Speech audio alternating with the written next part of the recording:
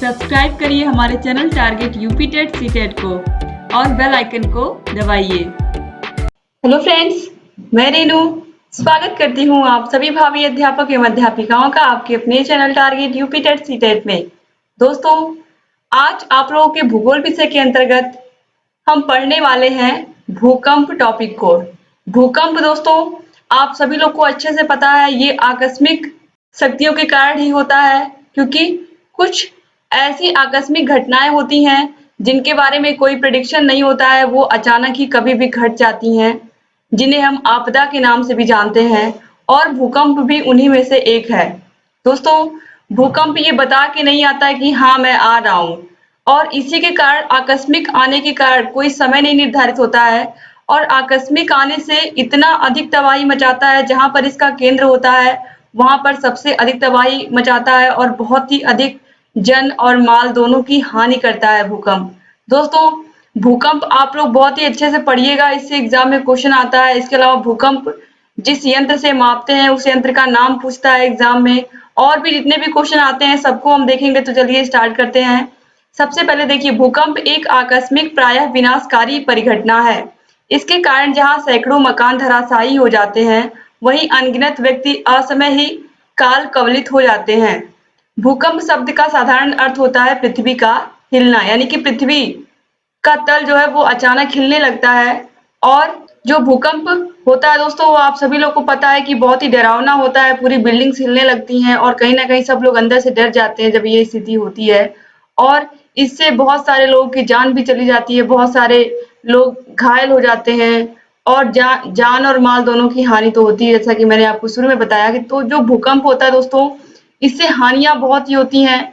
अब यहाँ पर देखिए, जो भूकंपीय तरंगे होती हैं वो कई प्रकार की होती हैं, और कौन सी तरंग अधिक विनाशकारी होती है, कौन सी तरंग कम विनाशकारी होती है, ये भी एग्जाम में पूछता है। कौन कौन सी तरंगे ठोस, द्रव और गैस तीनों में चलती हैं, कौन कौन सी केवल द्रव गैस में चलती हैं, या कौन कौन ऐसी हैं केवल ठोसों में ही चलती हैं। तो इन सभी को हम पढ़ेंगे अब भूकंपीय तरंगों के प्रकार के अंतर्गत। जो भूकंपीय तरंगे होती हैं वो 3 प्रकार की होती हैं। पहली होती हैं पी तरंगे या प्राइमरी वेव्स।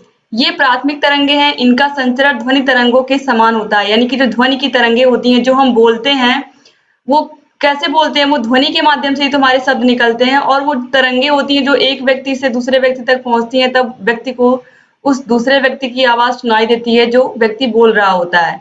तो इस तरीके से यहाँ पर जो पी तरंगे या प्राइमरी वेव्स होती हैं वो बिल्कुल ध्वनि तरंगों के समान ही गति करती हैं। ये तरंगे ध्वनि तरंगों की तरह ठोस, द्रव, गैस तीनों माध्यमों से गुजरती हैं।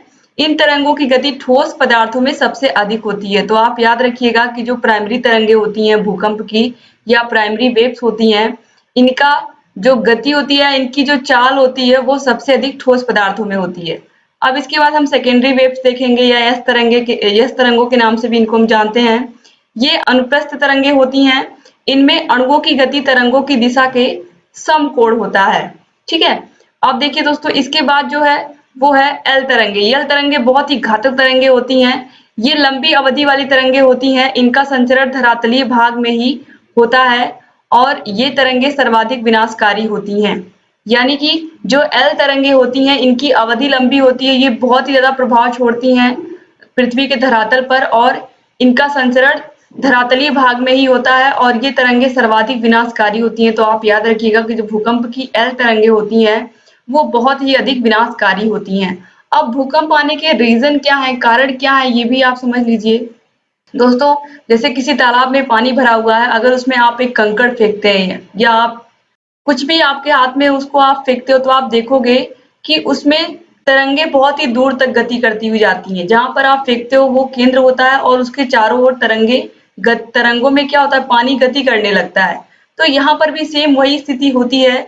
जब पृथ्वी में कहीं पर भी किसी प्रकार का परिवर्तन होता है, आज के समय में आपको अच्छे से ये चीज पता है कि जगह जगह पर पुलों का निर्माण हो रहा है, जैसे कि समुद्र में पुल बन रहा है। इसके अलावा कहीं पर ट्रेन की लाइन बनाई जा रही है, कहीं पर कुछ हो रहा है, कहीं पर मकान का निर्माण कराया जा रहा है, या कहीं पर कोई चीज बन रही है। तो इस तरीके से हमेशा धरातल में कोई ना कोई चीज परिवर्तित हो रही है, और कहीं ना कहीं पर पूरे पेड़ों को काट दिया जा रहा है, वहां पर कोई बिल्डिंग बना दी जा रही है। तो जो स्थिति हो रही है, जो परिवर्तन हो रहा है, कहीं ना कहीं इससे जो पृथ्वी है उसको बहुत ही हानि हो रही है और इसी के कारण कहीं दरारें पड़ी होती हैं, कहीं दरारें पड़ जाती हैं, तो कहीं पर जो चट्टानें होती हैं वो खिसकने लगती हैं और पृथ्वी में असंतुलन की स्थिति हो जाती है।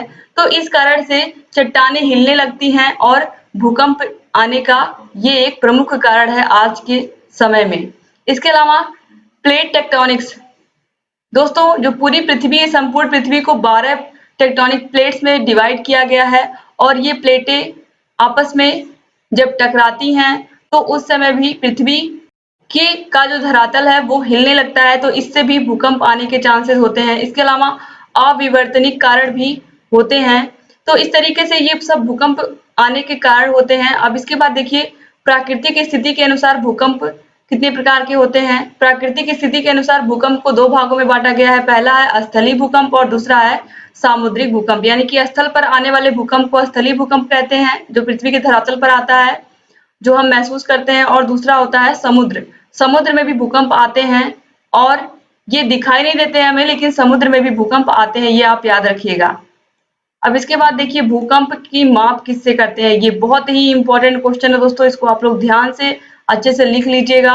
भूकंप की माप सिस्मोग्राफ या भूकंप लेखी, इसको हिंदी में बोलते हैं, यंत्र से करते हैं। ठीक है, तो सिस्मोग्राफ से करते हैं भूकंप की माप। और किस स्केल पर करते हैं? रिएक्टर स्केल पर करते हैं। तो आप कंफ्यूज मत होइएगा, भूकंप को मापने का यंत्र होता है सिस्मोग्राफ और भूकंप किस स्केल पर मापते हैं? रिएक्टर स्केल पर मापते हैं। यानी कि जो रिएक्टर होता है वो पैमाना होता है मापने का, और जो यंत्र होता है भूकंप को मापने का वो होता है सिस्मोग्राफ।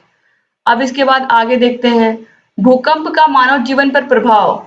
भूकंप का मानव जीवन पर, हमारे जीवन पर क्या प्रभाव पड़ता है, ये आप सभी को पता है कि कितना हानि करके जाता है, कितना जन और माल दोनों की, कितनी सारी बिल्डिंग्स गिर जाती हैं, कितने लोग उसके नीचे दब जाते हैं और बहुत सारी चीजें नुकसान हो जाता है। तो यहाँ पर वही चीज हमको देखना है। सबसे पहले देखिए हानिकारक प्रभावों में भूकंप से मानव जीवन पर निम्नलिखित हानिकारक प्रभाव पड़ते हैं। चलिए देखते हैं। मानव निर्मित वस्तुओं का नाश। भूकंप आते ही मकान गिर जाते हैं तथा रेल मार्ग फूट जाते हैं। भवनों व खेत खलियानों में आग लग जाती है। इससे उस क्षेत्र की अर्थव्यवस्था पंगु बनकर रह जाती है। यानी कि जब इतना अधिक हानि हो जाएगी, इतने मकान गिर जाएंगे, रेल मार्ग टूट जाएंगे, रेल यातायात स्थगित हो जाएगा। इसके अलावा भवनों और खेत खलियानों में आग लग जाती है। तो इस तरीके से वहां की जो अर्थव्यवस्था होती है वो बहुत ही बेकार हो जाती है। इसके बाद नगरों का नष्ट होना। कभी कभी भयंकर भूकंपों का सबसे घातक प्रभाव नगरों पर भी पड़ता है। इससे कुछ ही सेकंड में वह नगर नष्ट हो जाता है। इसके बाद देखिए आगे, नदियों द्वारा मार्ग परिवर्तन एवं बाढ़ें।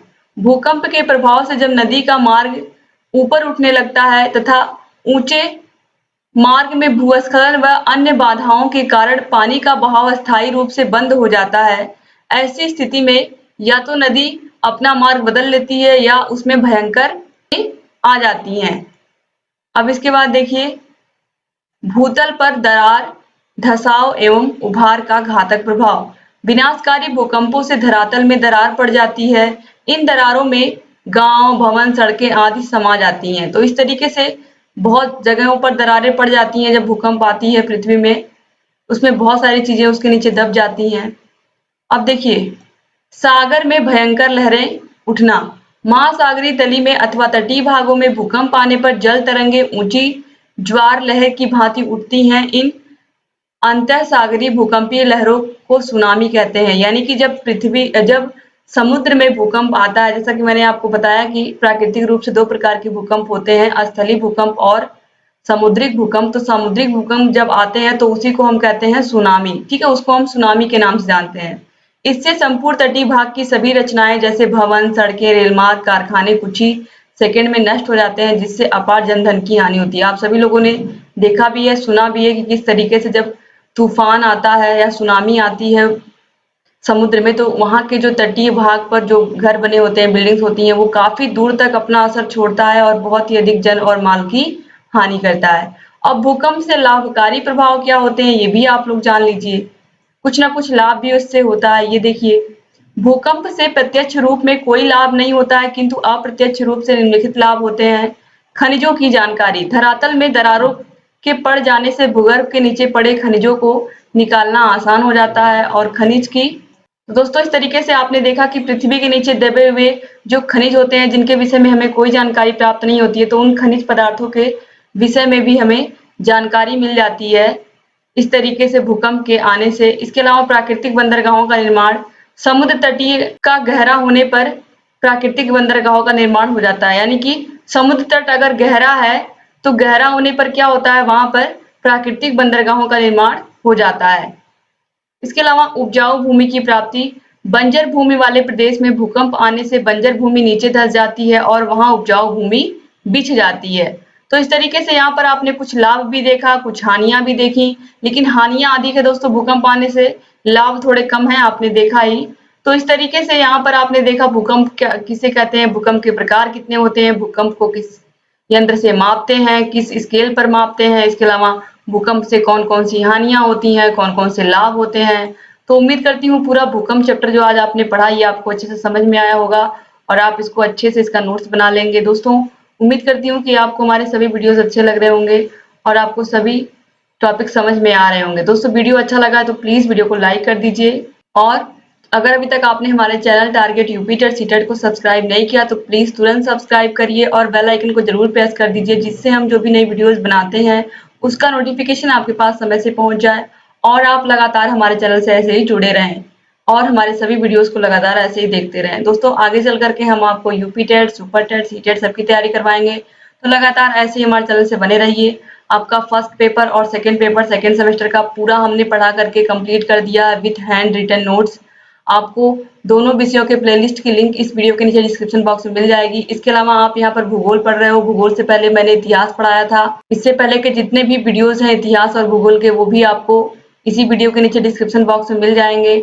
और दोस्तों अगर अभी तक आपने हमारे टेलीग्राम चैनल को ज्वाइन नहीं किया तो टेलीग्राम चैनल का भी लिंक आपको डिस्क्रिप्शन बॉक्स में मिल जाएगा, वहां पर जाकर के आप टेलीग्राम चैनल को ज्वाइन कर सकते हैं। इसके अलावा टेलीग्राम ऐप पर आप target UP TET C TET को सर्च करके वहां से भी हमारे चैनल से सभी जानकारियों को प्राप्त कर सकते हैं। इसके अलावा आपको विभिन्न विषयों के नोट्स और जितने भी मटेरियल हम प्रोवाइड कराते हैं वहां पर भी आपको मिलेंगे और लगातार आप हमारे चैनल से ऐसे ही जुड़े रहेंगे। तो दोस्तों उम्मीद करती हूँ कि आज की वीडियो आपको पसंद आई होगी और आपको बहुत सारी चीजें समझ में आई होंगी।